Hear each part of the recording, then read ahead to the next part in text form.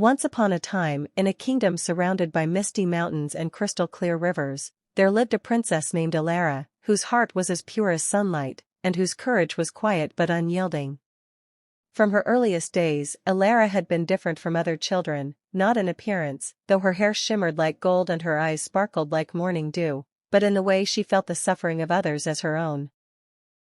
While other children played and laughed without worry, Elara wandered through the gardens and villages, offering comfort to the sick, food to the hungry, and kindness to all creatures, whether human, animal, or bird.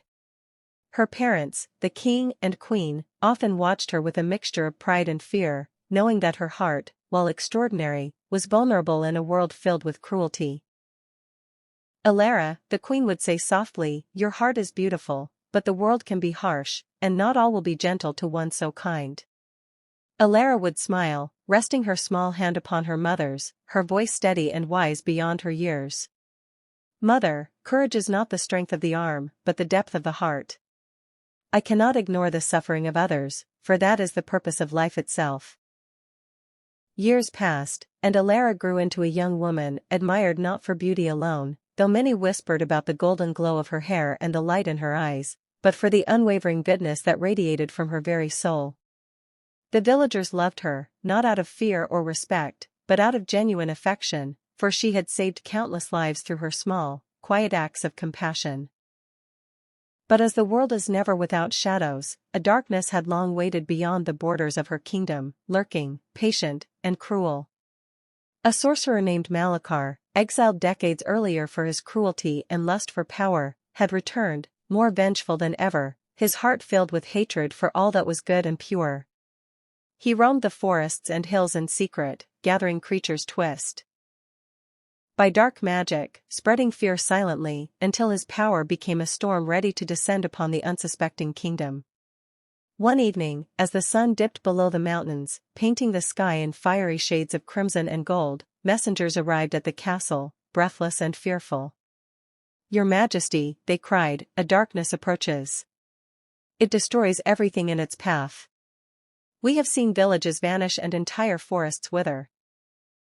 The king's face paled, and the queen's hands trembled, yet Elara stood tall, her mind already moving toward what must be done. She walked to the balcony of the castle, looking down at the village below, lights twinkling like stars, children laughing, families gathering, unaware of the storm approaching. Her heart ached for them, as though each life was a flame she could not bear to see extinguished. That night, she barely slept, her mind filled with visions of suffering, of shadows consuming innocent lives, and of herself standing powerless while fear reigned.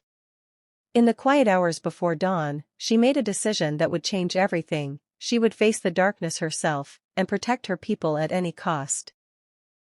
She dressed in a gown of silver-blue silk that shimmered like moonlight, her hair braided with strands of flowers, her eyes steady and resolute, and left the castle silently, mounted upon her white steed.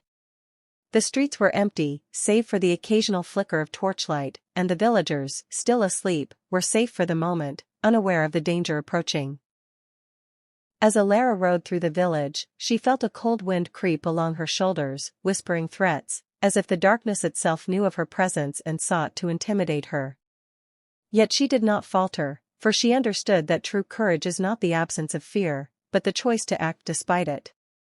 By the riverbank, she saw the first signs of Malachar's arrival. The water churned unnaturally, fish floating lifelessly to the surface, trees bending as though bowed by an invisible force. Her heart clenched, but she did not retreat. She called upon the magic of her ancestors, a magic of healing and protection, ancient and gentle, and felt it awaken within her. The first shadows came at dawn, coiling like serpents around homes and livestock, moving silently, devouring life without mercy. Elara raised her hands, summoning a shield of silver light, a dome that expanded outward, pushing back the darkness, protecting the villagers as they began to wake in fear. A scream pierced the morning air, a sound of terror as Malachar appeared, his eyes burning with hatred, his presence alone bending the wind and cracking the earth.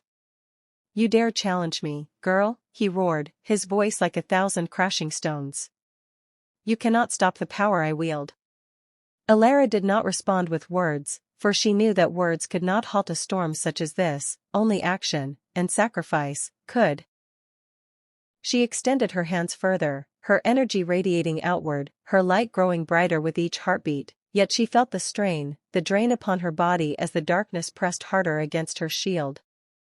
The villagers watched from within the safety of her magical dome, their hearts filled with a mixture of awe and fear, for they could see the toll the battle was taking on their beloved princess. Children clutched their mothers, old men leaned on canes, and every animal within the dome remained still, sensing the gravity of the moment.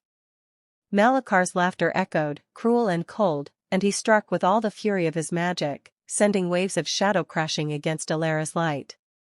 She stumbled under the force, but her resolve did not waver. She whispered to the wind, to the river, to the trees, calling upon every ounce of life she could summon to aid her in this final stand. One by one, the shadows began to falter, unable to penetrate the purity of her intention, yet the effort was immense, and her strength began to wane. She saw a small child, no more than 6, trapped outside the dome, the shadows curling around him, threatening to swallow him whole.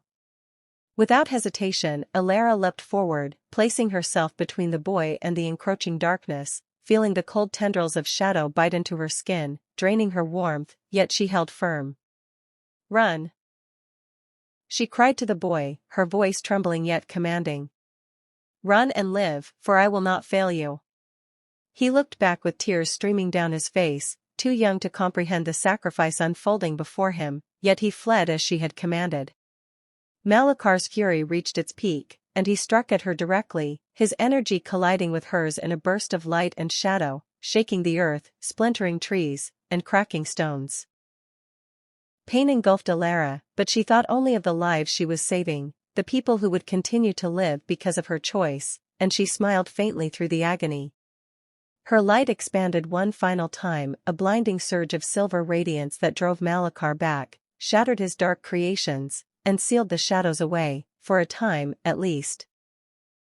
And then, with the dawn spilling across the sky, the princess's body fell to her knees, exhausted and spent, her life force fading like a candle in the wind.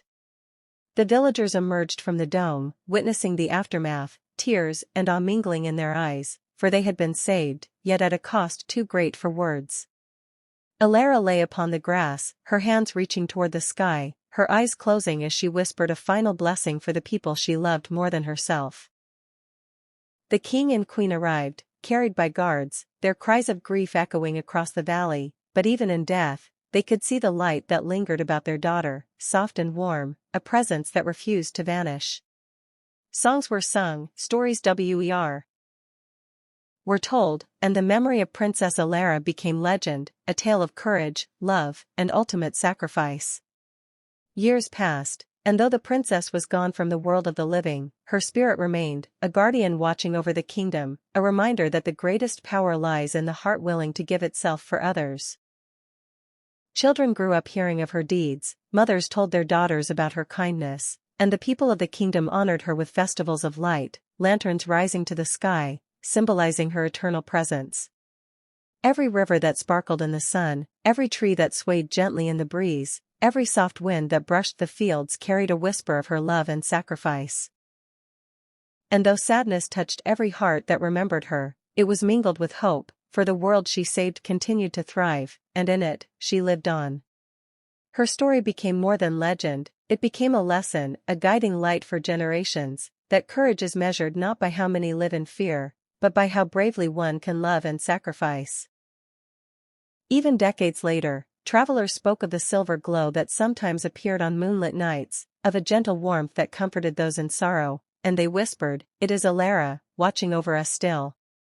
Her sacrifice inspired kings and queens, knights and villagers, to act with compassion and bravery, proving that a single heart, willing to give everything, can indeed change the course of fate. The kingdom flourished, not because darkness was absent, but because love and courage had been sown so deeply that even the harshest storms could not destroy the memory of one extraordinary princess. And so, Princess Elara, the girl who gave her life so others could live, remained forever in the hearts of her people, a beacon of hope, a symbol of selfless love, and a reminder that even in death, a pure heart can shine brighter than any shadow.